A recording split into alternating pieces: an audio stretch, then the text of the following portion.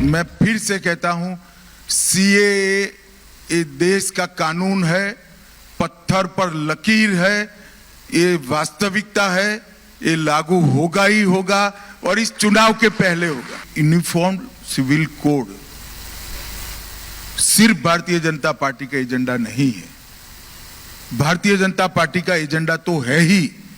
जब से हमारी पार्टी की स्थापना हुई 1950 से, तब से हम कहते हैं कि हम पावर में आएंगे तो यूनिफॉर्म सिविल कोड इस देश के अंदर लाएंगे। मैंने कहा है, पहले भी कहा है कि 3 साल के अंदर, आने वाले 3 साल के अंदर, इसका मतलब मोदी 3 में देश नक्सलवाद से पूर्णतया मुक्त हो जाएगा।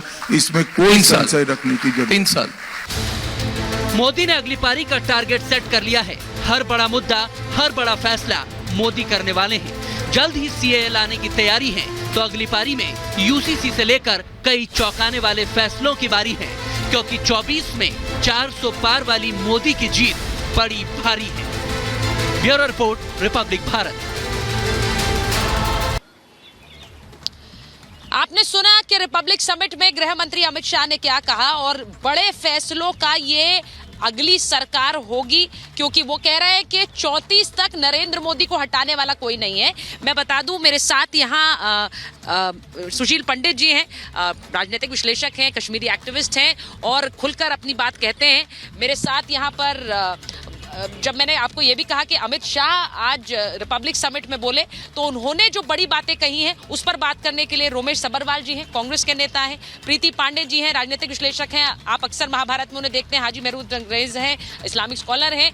मैं एक बार ये भी बताऊं कि हमारे साथ एडवोकेट असगर खान जुड़ रहे हैं बाहर से, और साथ ही बीजेपी के प्रवक्ता राजीव जेटली हैं। राजीव जेटली जी, मैं आपके पास आऊं उससे पहले जरा एक बार यहाँ पर बात कर लूं, क्योंकि मेरे साथ जो मेहमान जुड़े हुए हैं वो उस वक्त वहां मंच पर अमित शाह को सुन भी रहे थे जब उन्होंने गृह मंत्री ने बड़ी बात कही है। मैं सुशील जी आपसे पूछ रही हूं, 370 जब हटा तब किसी ने नहीं सोचा था हटेगा, वो हट गया है। अगला साल गृह मंत्री कह रहे हैं 34 तक नरेंद्र मोदी को हटाने वाला कोई नहीं है। आपको लग रहा है अगला जो टर्म होगा, जैसा वो कह रहे हैं, वो बड़े फैसलों का? जी, 370 एक बहुत बड़ा फैसला था। मुझे लगता है कश्मीर को लेके 2 बड़े फैसले एक साथ हुए हैं और दूसरे की कई बार अनदेखी हो जाती है, और ये दोनों फैसले उन 2 मोटी बड़ी बेड़ियों को खोलते हैं जिन्होंने कश्मीर को जकड़ा हुआ था। राज्य को केंद्र शासित प्रदेश में बदलना, उसका पुनर्गठन करना, ये एक बहुत बड़ा फैसला था। इससे अब केंद्र सीधे सीधे वहां की कार्रवाई पर निगरानी रखे हुए है। वहां पर project delays, time overruns, cost overruns, corruption, इन सब चीजों और ट्रबल शूटिंग, इसमें जो बर्बादी होती थी वो रुक रही है।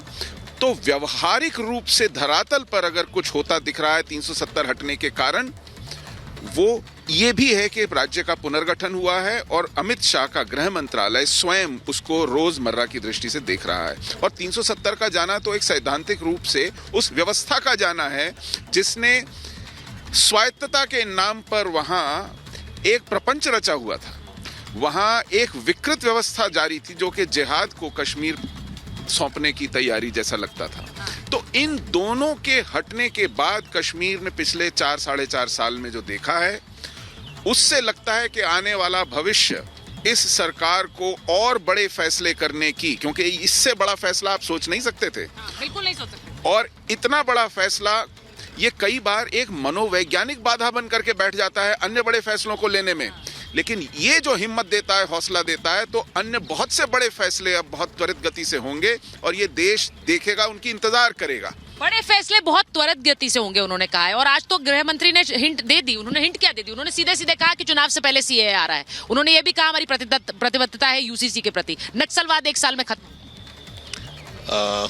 हम अप्रिशिएट करते हैं वो जो कह रहे हैं, पर इसके अंदर कई इश्यूज इन्वॉल्व हैं। कश्मीर की जनता से बिना पूछे आप कश्मीर का फैसला करते हैं, ये देश का डेमोक्रेसी नहीं अलाउ करता। जम्मू कश्मीर के लोगों को, उनकी विधानसभा को बिना पूछे आपने फैसले किए, ये अच्छी बात नहीं है। ये डिक्टेटरशिप की तरफ देश जा रहा है, ये हिटलरशाही की तरफ देश जा रहा है, और मिस्टर अमित शाह भगवान नहीं है। आप कश्मीर को क्या भारत का हिस्सा नहीं मानते? बिल्कुल मानते हैं। नेहरू जी ने करवाया, महात्मा गांधी की हमारी देश की आजादी के समय कितना संघर्ष किया। डॉक्टर तो वो अलग क्यों रहे? उनका अलग संविधान और अलग विधान। हम कह ही नहीं रहे अलग रहे, हम तो कह रहे हम नहीं जोड़ा। नहीं तो आप तो कह रहे हैं कि कैसे कर दिया। मैं कह रहा हूँ कि बाकी पब्लिक से, बाकी विधानसभा से बिना पूछे किया है। एक प्रॉपर फेडरल सिस्टम है इस कंट्री का, उसको तरीके से करना चाहिए था, जो भी करना चाहिए। ये थोड़ा है कि आप यहाँ बैठकर, दिल्ली में बैठकर कुछ भी कर जिस दीजिए। देश का हिस्सा है कश्मीर, उसी देश की संसद ने फैसला लिया। दैट इज राइट, मैं मना नहीं कर रहा, पर बातचीत करने में तो कोई दिक्कत नहीं है ना। क्या बातचीत भी नहीं हम करेंगे तो अच्छी बात है। मैं तो कह ही रहा हूँ कि अच्छी बात है, मैं तो ये नहीं कह रहा कि नहीं की अच्छा किया। आप तो अभी अब मुझे ये बताइए, तरीका गलत है। वो फैसला सर, वो फैसला हो गया, कोर्ट ने भी कह दिया सही था। ठीक अब है। मुझे लगता है राजनेताओं को उस पर सवाल ठीक है, उठाना चाहिए। अच्छी बात है, वी अप्रिशिएट दैट। हम स्वागत करते हैं इसका, और क्या कह सकते हैं हम। नहीं सुशील जी, देखिए, नहीं ये थोड़ा उल्टी गंगा बह रही है। 370 देश के संविधान का हिस्सा था।